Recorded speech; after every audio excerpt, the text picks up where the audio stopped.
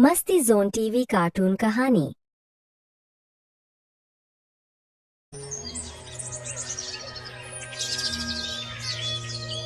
काशीपुर छोटे से गांव में लकड़हारा किशोर अपनी पत्नी सुशीला के साथ रहता था। उसकी पत्नी दो जुड़वा बच्चों को जन्म देती है। वो दोनों लड़के होते हैं। दोनों जुड़वा बच्चों को देखकर लकड़हारा बहुत खुश होता है। एक दिन किशोर अपनी पत्नी से कहता है, सुशीला, तुमने इन बच्चों का कुछ नाम सोचा? क्या नाम रखोगी इनका? मैंने तो अभी तक कोई नाम नहीं सोचा, आप ही कुछ नाम रख दीजिए। वैसे मेरा नाम तो मेरे दादाजी ने रखा था। मैं तो कहता हूँ कि इन बच्चों का कोई मिलता जुलता नाम रख देते हैं। देखो, दोनों की शक्ल बिल्कुल एक जैसी है, इसलिए नाम भी एक जैसा ही होना चाहिए। अरे मैं तो कहता हूँ एक का नाम गोलू और दूसरे का नाम मोलू रख देते हैं। हाँ, ये नाम बहुत अच्छे हैं। मुझे भी ये नाम बहुत पसंद आए। तो फिर ठीक है, आज से इन दोनों बच्चों का नाम गोलू और मोलू है। बड़े लड़के का नाम गोलू और छोटे लड़के का नाम मोलू। दोनों पति पत्नी बहुत खुश थे, लेकिन किस्मत को तो कुछ और ही मंजूर था। एक रात एक चोर किशोर के घर में चोरी करने के लिए घुस जाता है, लेकिन घर में चोर को कुछ भी कीमती चीज नहीं मिलती है। तभी चोर की नजर किशोर के जुड़वा बच्चों पर पड़ती है। वो सोचता है, अरे वाह, कितने सुंदर बच्चे हैं। ये तो देखने में बिल्कुल एक जैसे लग रहे हैं। इस घर में मेरे काम की कोई चीज नहीं है जिसे बेचकर मैं थोड़े बहुत पैसे कमा सकूं। लेकिन ये बच्चे मेरे बहुत काम के हैं। इनमें से एक बच्चे को अपने साथ ले जाता हूँ, किसी को बेच दूंगा। इस बच्चे की मुझे अच्छी कीमत मिल जाएगी। चोर एक बच्चे को उठाकर ले जाता है।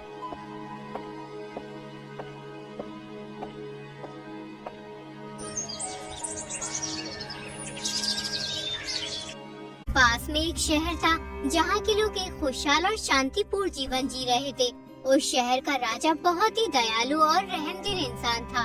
उसकी दयालुता और रहमदिली के किस्से दूर दूर तक मशहूर थे। राजा हमेशा अपनी प्रजा के सुख दुख में शामिल रहता और उनके हर सवाल का जवाब देने की कोशिश करता। उसके शासन में लोगों को किसी भी चीज की कमी महसूस नहीं होती और हर कोई उसे दिल से सम्मान और प्यार करता था। उसकी यही दयालुता और मानवता के कारण वो शहर एक आदर्श स्थल बन गया था, जहाँ लोग शांति और खुशी से जीवन बिताते थे। लेकिन राजा की कोई औलाद नहीं थी। राजा इस बात से बहुत दुखी था। एक दिन रानी राजा से कहती है, महाराज, ईश्वर ने हमें सब कुछ दिया है, लेकिन एक औलाद के सुख से वंचित कर दिया है। कब तक हम यूँ बेऔलाद रहेंगे? हमें कोई बच्चा गोद ले लेना चाहिए। तुम सही कह रही हो महारानी, मैं आज ही कोई बच्चा गोद लेने का ऐलान करवा देता हूँ। राजा पूरे राज्य में ऐलान करवा देता है कि महाराज को एक बच्चा गोद चाहिए। इस बात का चोर को भी पता चल जाता है। वो तुरंत ही किशोर का बच्चा लेकर महाराज के पास आ जाता है। महाराज, मैंने सुना है कि आप एक बच्चा गोद लेना चाहते हो, इसलिए मैं अपना ये बच्चा अपने दिल के टुकड़े को आपको देने के लिए तैयार हूँ। ये बच्चा आपके जीवन को खुशियों से भर देगा। मुझे लगता है कि तुम्हें इस बच्चे से बहुत प्रेम है, फिर तुम इस बच्चे को हमें क्यों देना चाहते हो? महाराज, आपने बिल्कुल सच कहा। मुझे इस बच्चे से अपनी जान से भी ज्यादा प्रेम है। लेकिन महाराज, जब ये बच्चा पैदा हुआ तो इसकी माँ का इंतकाल हो गया। मैं अपनी पत्नी से बहुत प्रेम करता था, उसके बगैर मैं अकेला पड़ गया हूँ। इस वजह से मैं इस बच्चे की देखभाल भी सही से नहीं कर पाता हूँ। मेरा घर जंगल में है। जब मैं मजदूरी करने जाता हूँ तो अपने बच्चे को साथ में ले जाता हूँ। इसलिए मेरा मालिक मुझसे कहता है कि या तो बच्चे को देखो या काम करो। अगर मैं इस बच्चे को घर पर छोड़कर काम करने जाऊंगा तो मुझे डर है कि कहीं इस बच्चे को कोई जंगली जानवर उठा के न ले जाए। इसलिए मैं ये बच्चा आपको देने आया हूँ। आपकी कोई संतान नहीं है। इस बच्चे को गोद लेने से आपकी संतान की कमी पूरी हो जाएगी। तुमने बिल्कुल सही किया जो इस बच्चे को तुम मेरे पास ले आए। अब तुम्हें परेशान होने की कोई जरूरत नहीं है। मैं इस बच्चे को अपने पुत्र की तरह रखूंगा और उसे राजकुमार बनाऊंगा। राजा ने चोर को खूब धन दौलत दी। चोर इतना सारा धन देकर बहुत खुश हो गया और धन दौलत लेकर खुशी खुशी राजमहल से चला गया। वहीं दूसरी ओर गड़हरत की पत्नी अपने एक बच्चे को खो जाने के गम में बहुत दुखी होते हैं। किशोर, हमारा एक बच्चा कहाँ गया? रात में मैंने दोनों को एक साथ सुलाया था, कहीं एक बच्चे को कोई उठाकर तो नहीं ले गया? मैं अपने बच्चे के बगैर कैसे रहूंगी? सुशीला, तुम परेशान क्यों होती हो? मुझे भी अपने बच्चे की बहुत चिंता है। मैंने गांव वालों को बच्चे की तलाशी करने के लिए भेज दिया है। ईश्वर ने चाहा तो हमारा बच्चा जल्द ही हमें मिल जाएगा। लेकिन देखो, तुम्हें थोड़ा सब्र से काम लेना होगा। एक बच्चे की कमी के साथ मैं कैसे जीऊंगी? उसकी वजह से मुझे सारा घर वीरान लग रहा है। उतने में ही दो गांव वाले किशोर के पास आते हैं। वो किशोर से कहते हैं, किशोर भाई, हमने बच्चा हर जगह तलाश किया, लेकिन बच्चे का कोई पता नहीं चला। मुझे तो लगता है कि बच्चे को कोई जंगली जानवर उठा कर ले गया है। हमने कितनी खुशियाँ मनाई थी जब हमारे दो प्यारे बच्चे जन्मे थे। हर दिन उनके हंसते खिलखिलाते चेहरे हमारे घर की रौनक बढ़ा देते थे। अब एक बच्चा हमारे बीच नहीं रहा तो उसके बिना ये घर, ये जीवन बिल्कुल सूना लग रहा है। मुझे तो लगता है कि ये सब हमारी किस्मत का खेल है, इसलिए हमें इस कठिन समय का सामना करना होगा और बाकी की जिंदगी को खुशी से बिताना होगा। किशोर और सुशीला मान लेते हैं कि अब उनका बच्चा इस दुनिया में नहीं रहा। यूं ही कई वर्ष बीत जाते हैं। अब वो दोनों बच्चे जवान हो जाते हैं और किशोर लकड़हारा बीमार रहने लगता है। जंगल से लकड़ी काट कर लाना उसके लिए मुश्किल काम हो गया था। वो अपने बेटे गोलू से कहता है, बेटा, अब तुम बच्चे नहीं रहे, तुम जवान हो गए हो। तुम तो जानते ही हो कि मेरी तबीयत काफी दिनों से खराब चल रही है, इसलिए मुझसे अब लकड़ी नहीं कटती है और घर के हालात भी सही नहीं है। अब घर की जिम्मेदारी बेटा तुम्हें संभालनी होगी। मेरा काम तुम्हें करना होगा, यानी अब तुम्हें जंगल से लकड़ियाँ काटकर बाजार में बेचनी होंगी। इस तरह हमारे घर के हालात भी सुधर जाएंगे। ठीक है पिताजी, जैसा आप कहेंगे मैं वैसा ही करूँगा। अब आपको चिंता करने की कोई जरूरत नहीं है, आप घर पे रह के आराम करो। अगले ही दिन गोलू जंगल से लकड़ी काटने के लिए निकल जाता है।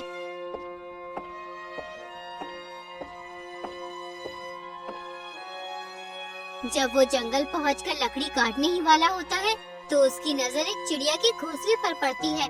उस घोंसले में चिड़िया के बच्चे भी होते हैं, इसलिए गोलू सोचने लगता है, अगर मैंने ये पेड़ काट दिया तो ये घोंसला नष्ट हो जाएगा।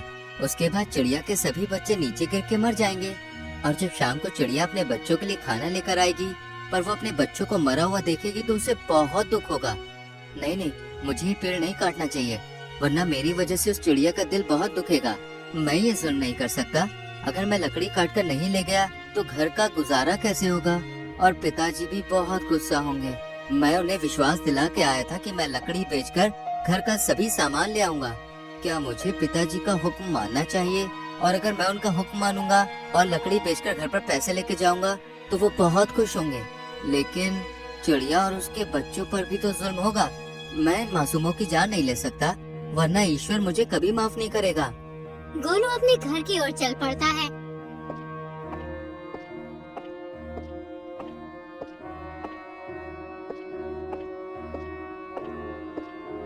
किशोर गोलू का इंतजार कर रहा था। जब उसने गोलू को देखा तो वो बोला, गोलू बेटा, बहुत जल्दी आ गए। तुम बिल्कुल मेरी तरह हो। मैं भी जवानी में बहुत जल्दी लकड़ी काटकर बेचकर आ जाया करता था। आज मैं तुमसे बहुत खुश हूँ। तुमने घर की जिम्मेदारी संभाल ली। पिताजी, मुझे माफ करना, मैं लकड़ी काटकर नहीं बेच सका। दरअसल जिस पेड़ को मैं काटने की सोच रहा था उस पर एक चिड़िया का घोंसला बना हुआ था। उस घोंसले में चिड़िया के छोटे छोटे बच्चे थे, इसलिए मैंने वो पेड़ नहीं काटा। किसी मासूम की जान लेना भी तो सही नहीं है ना। तुम ये कैसी बातें कर रहे हो गोलू? अगर उस पेड़ पर चिड़िया ने घोंसला बनाया हुआ था तो दूसरा पेड़ काट लेते। पिताजी, वहाँ पर जितने भी पेड़ थे सभी पर किसी न किसी पक्षी ने घोंसला बना रखा था। गोलू की ये बात सुनकर किशोर को बहुत गुस्सा आया।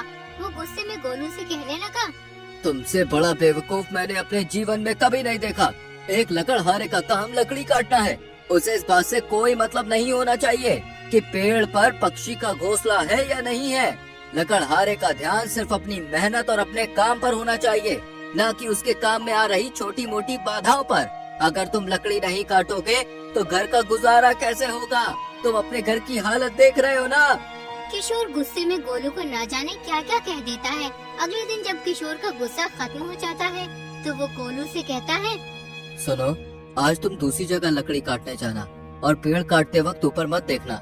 कहीं पता चले कि पक्षियों का घोंसला देखकर तुम दोबारा लकड़ी काटने से रुक जाओ और फिर यूं ही खाली हाथ घर चले आओ।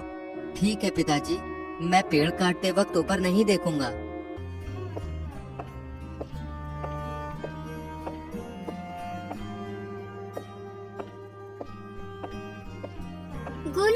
काटने के लिए जंगल की ओर चल पड़ता है और सोचता है, इस बार तो मैं लकड़ी जरूर काट कर लाऊंगा, चाहे कुछ भी हो जाए।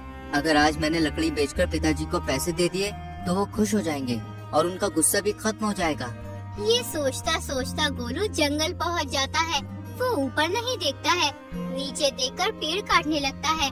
जैसे ही उसकी नजर पेड़ की जड़ पर पड़ती है तो वो सोचने लगता है, इस पेड़ की जड़ से कई प्रकार की दवाइयाँ बनती हैं। अगर मैंने इस पेड़ को काट दिया तो लोगों की बीमारियों का इलाज कैसे होगा? नहीं नहीं, मुझे ये पेड़ नहीं काटना चाहिए। ये पेड़ लोगों को बहुत फायदा पहुंचाता है।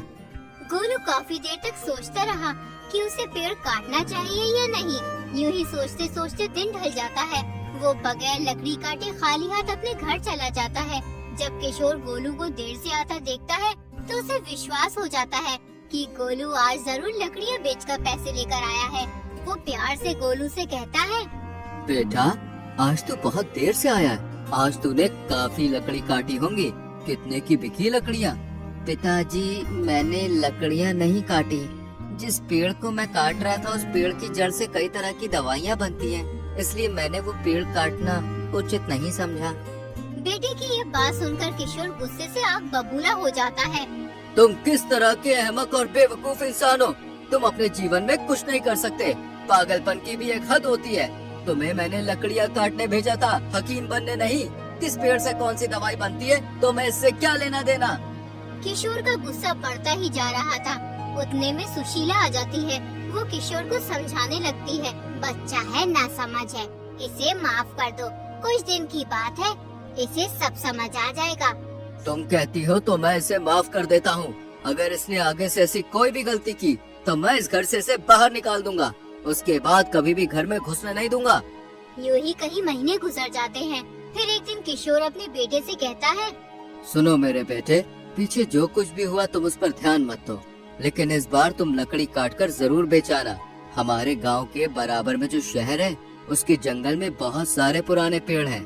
तुम पेड़ों से लकड़ी काटकर बेच आओ और ध्यान रहे इस बार कोई बहाना मत बनाना। गोलू पिता से वादा करके जंगल पहुंच जाता है। जब जंगल में वो पुराने पेड़ देखता है तो वो सोचने लगता है, ये पेड़ तो बहुत बूढ़े हो चुके हैं। इन पेड़ों ने वर्षों राह चलते हुए लोगों को ठंडी हवा और छाया प्रदान की है। थके हुए लोग इनके नीचे बैठकर सुकून की सांस लेते हैं। अगर मैंने ये पेड़ काट दिए तो इन पर जुल्म होगा। इन्होंने लोगों की हिफाजत की है, हमें इनका एहसान मानना चाहिए। नहीं नहीं, मैं ये पेड़ नहीं काट सकता। आज के बाद मैं कभी भी पेड़ काटने नहीं आऊँगा। गोलू अपनी कुल्हाड़ी लेकर अपने घर चला जाता है। जब वो घर पहुंचता है, किशोर गोलू से कहता है, आज मुझे पूरी उम्मीद है कि तुमने मेरा भरोसा नहीं तोड़ा होगा। पिताजी, मैं पेड़ नहीं काट सकता। ये काम मुझसे नहीं होगा। आप मुझे कोई दूसरा काम बता दीजिए, मैं वो काम कर लूँगा। लेकिन ये लकड़ी काटने का काम मेरे बस की बात नहीं है। बेटे के मुंह से ये शब्द सुनकर किशोर को इतना गुस्सा आया कि उसने तुरंत गोलू को घर से निकाल दिया। किशोर की पत्नी ने उसे रोकना चाहा कि वो बेटे को घर से ना निकाले, लेकिन उसने अपनी पत्नी की एक ना सुनी। गोलू घर से निकलकर जंगल की ओर चल पड़ा। वो बहुत दूर चलता रहा। उसे कुछ पता नहीं था कि वो कहाँ जा रहा है। चलते चलते गोलू बहुत थक गया था और अचानक बेहोश होकर जमीन पर गिर पड़ा। तभी दो सिपाहियों की नजर गोलू पर पड़ती है। वो गोलू के पास आए और उससे कहने लगे, अरे ये तो राजकुमार है, लेकिन ये इस साधारण वेश में इस जंगल में क्या कर रहे हैं? ये तो बेहोश है। अरे भाई, ये बात करने का समय नहीं है। जल्दी राजकुमार को राजमहल ले चलो, वरना इनकी तबीयत और ज्यादा खराब हो जाएगी। दोनों सिपाही गोलू को उठाकर राजमहल की ओर ले जाते हैं। उधर किशोर और उसकी पत्नी अपने बेटे की वजह से बहुत दुखी होते हैं। किशोर को अपनी गलती का एहसास होता है। उसकी पत्नी कहती है, एक बच्चा तो हमारा बचपन में ही हमसे जुदा हो गया था और अब एक बच्चे को तुमने जुदा कर दिया। मैं तुम्हें कभी माफ नहीं करूंगी। पता नहीं मेरा बच्चा किस हाल में होगा, वो कहाँ गया होगा। मैं अपने बच्चे के बगैर कैसे जीऊंगी। हे ईश्वर, मेरा बच्चा जहाँ भी हो उसकी हिफाजत करना। सुशीला, तुम्हें लगता है कि बेटे के जुदा हो जाने का दुख केवल तुम्हें ही है? मुझे भी अपने बेटे से बहुत मोहब्बत है। मैंने तो उसे घर से इसलिए निकाला था कि उसे समझ आ जाए कि जीवन जीने के लिए पैसे कितने जरूरी हैं। अगर उसे लकड़ी काटना अच्छा नहीं लगता है तो वो कोई और काम कर लेगा। ये जरूरी तो नहीं कि हर आदमी लकड़ी काटे। लेकिन सुशीला, ये हमारा पुश्तैनी काम है। मेरे बाप दादा भी लकड़ी काटकर घर का गुजारा करते थे, इसलिए मैंने अपने बेटे को भी यही सलाह दी। देखो, अगर तुम मेरे बेटे को तलाश करके नहीं लाए तो मैं भी इस घर से चली जाऊंगी और फिर कभी तुम्हें अपना मुंह नहीं दिखाऊंगी। जब तक मेरा बेटा नहीं आ जाता उस वक्त तक मुझसे बोलने की कोई जरूरत नहीं है। अपनी पत्नी की बात सुनकर किशोर अपने आप को कोसने लगता है कि उसने अपने बेटे को घर से निकाल दिया। फिर वो दो आदमियों को लेकर किशोर की तलाश में निकल जाता है। उधर वो दो सिपाही किशोर को राजा के पास ले जाते हैं। महाराज, हमें राजकुमार जंगल में बेहोशी की हालत में मिले थे, लेकिन हमें इस बात का पता नहीं चला कि राजकुमार उस घने जंगल में क्या करने गए थे। राजा गोलू को अपना बेटा समझता है। वो अपने बेटे को इस हाल में देखकर बहुत दुखी होता है। वो जल्दी से हकीम को बुलाता है। कुछ देर बाद गोलू होश में आ जाता है। राजा उससे पूछता है, बेटा, तुम उस घने जंगल में इन साधारण वस्त्रों को पहनकर क्या करने गए थे? मैंने तो तुम्हें अपने भाई से मिलने भेजा था। तुम्हारे साथ जो सिपाही गए थे वो कहाँ है? आप क्या कह रहे हो महाराज? मैं कुछ भी समझ नहीं पा रहा हूँ। और आपने मुझे कब भेजा था? और आप मुझे बेटा क्यों कह रहे हैं? ये तुम्हें क्या हो गया मेरे बच्चे? एक बाप अपने बेटे को बेटा नहीं कहेगा तो और क्या कहेगा? महाराज, मैं आपका बेटा नहीं हूँ। मैं तो एक गरीब लकड़हारे का बेटा हूँ। मेरे बाप ने मुझे घर से निकाल दिया था, इसलिए मैं उस जंगल में चला गया था। राजा अपने बेटे की अजीब बात सुनकर सोचता है कि बेहोश होने की वजह से इसकी याददाश्त चली गई है। अपने बेटे को इस हाल में देखकर वो बहुत दुखी होता है। उधर किशोर अपने बेटे की तलाश कर रहा होता है। तभी उसे राजकुमार दो सिपाहियों के साथ आते हुए मिलते हैं। वो राजकुमार से कहता है, बेटा, ये राजकुमार की पोशाक में कहाँ जा रहे हो? मुझसे गलती हो गई जो मैंने तुम्हें घर से निकाल दिया। मुझे माफ कर दो मेरे बच्चे। तुम्हारी माँ तुम्हारी वजह से बहुत परेशान है। चलो अब घर चलो, तुम्हारी माँ तुम्हारा इंतजार कर रही है। तुम ये कैसी बेहुदा बातें कर रहे हो जो एक राजकुमार को अपना बेटा बता रहे हो? ये तुम्हारा बेटा नहीं बल्कि एक राजकुमार है। मुझे लगता है कि ये कोई पागल है जो इस जंगल में भटक रहा है। जाओ और जाकर अपने पागलपन का इलाज करवाओ। सिपाहियों, तुम ये कैसी बातें कर रहे हो? तुम्हें किसी ने सिखाया नहीं कि अपने से बड़े से तमीज से बात करनी चाहिए? अगर आज के बाद तुमने किसी के साथ दुर्व्यवहार किया तो मुझसे बुरा कोई नहीं होगा। मैं इस राज्य के राजा का बेटा हूँ। आपको कोई गलतफहमी हुई है। मैं बहुत लंबा सफर करके आया हूँ। मुझे जल्दी से राजमहल जाना होगा। अब आप भी अपने घर जाओ और आराम करो। राजकुमार वहाँ से चला जाता है। किशोर जल्दी से अपने घर जाता है। सुशीला, मुझे गोलू जंगल में मिला था। वो एक राजकुमार की पोशाक पहने हुए था, लेकिन वो कह रहा था कि वो हमारा बेटा नहीं है बल्कि इस राज्य के राजा का बेटा है। पता नहीं गोलू को क्या हो गया है। ये सुनकर सुशीला की आंखों में आंसू आ जाते हैं। वो किशोर से कहती है, मुझे लगता है वो हमारा बेटा मोनू है जो बचपन में गायब हो गया था। मेरा दिल मुझसे हमेशा कहा करता था कि मोनू सही सलामत है और जिंदा है। लेकिन मोलू को महाराज के पास कौन ले गया होगा और उन्होंने उसे अपना बेटा भी मान लिया। हमें राजमहल चलना चाहिए, वहीं जाकर सच का मालूम होगा। किशोर और सुशीला राजमहल की ओर निकल जाते हैं। उधर राजकुमार सिपाहियों के साथ महल पहुंच जाते हैं। जैसे ही दूसरे सिपाही राजकुमार को देखते हैं तो वो हैरान रह जाते हैं। दो राजकुमार, वो भी बिल्कुल एक जैसे, लेकिन इनमें असली राजकुमार कौन सा है? मुझे तो दोनों भाई लगते हैं, लेकिन महाराज ने कभी बताया नहीं कि उनके दो पुत्र हैं। वैसे हमें इस बात से क्या लेना? हमें तो अपने काम पर ध्यान देना चाहिए। जब राजा गोलू और राजकुमार को एक साथ देखते हैं तो वो गोलू से कहते हैं, मुझे माफ करना नौजवान, मैंने तुम्हें अपना बेटा समझ लिया। असल में तुम दोनों की शक्ल बिल्कुल एक जैसी है। कोई भी तुम दोनों को देखकर अंतर नहीं कर सकता। देखने में ऐसे लगते हो जैसे तुम जुड़वा भाई हो। उतने में ही किशोर और सुशीला आ जाते हैं। आप लोग कौन हैं और यूं बगैर इजाजत के अंदर कैसे चले आए? महाराज, हम गोलू मोलू के माता पिता हैं। दरअसल आपका बेटा हमारा बेटा मोलू है। जब ये छोटा था तो ये रात में अचानक कहीं गायब हो गया था। इसे कोई उठा कर ले गया था। तुम ये क्या कह रहे हो? मैंने राजकुमार को वर्षों पहले एक आदमी से गोद लिया था। उसके बदले मैंने उसे खूब धन दौलत भी दी थी। मैं अभी उस आदमी को बुलवाता हूँ, अभी सच का पता चल जाएगा। सिपाहियों, जहाँ भी वो आदमी मिले उसे पकड़कर मेरे पास लेके आओ।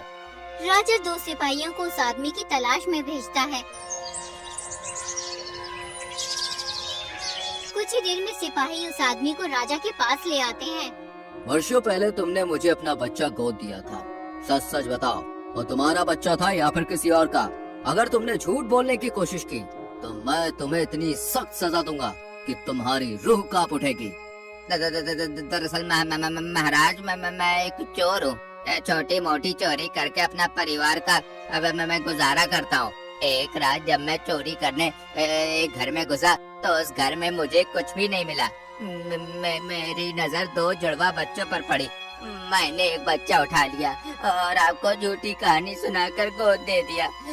मुझे माफ कर दो महाराज, आज के बाद मैं कभी भी चोरी नहीं करूँगा। महाराज चोर को माफ कर देते हैं।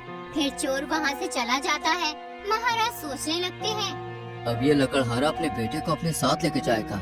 मैंने कितने प्यार से इसे पाला है। राजकुमार के बगैर तो पूरा महल सूना हो जाएगा और महारानी कैसे अपने बेटी की जुदाई सहेगी।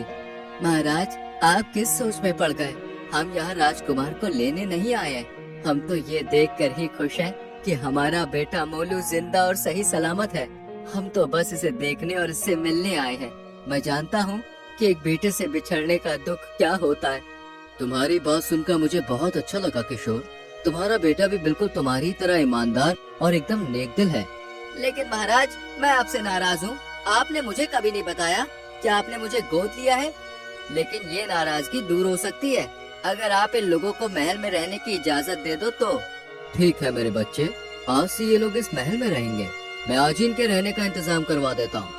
ये सुनकर सब लोग बहुत खुश होते हैं और फिर किशोर लकड़हारा अपनी पत्नी और बेटे गोलू के साथ महल में रहने लगते हैं।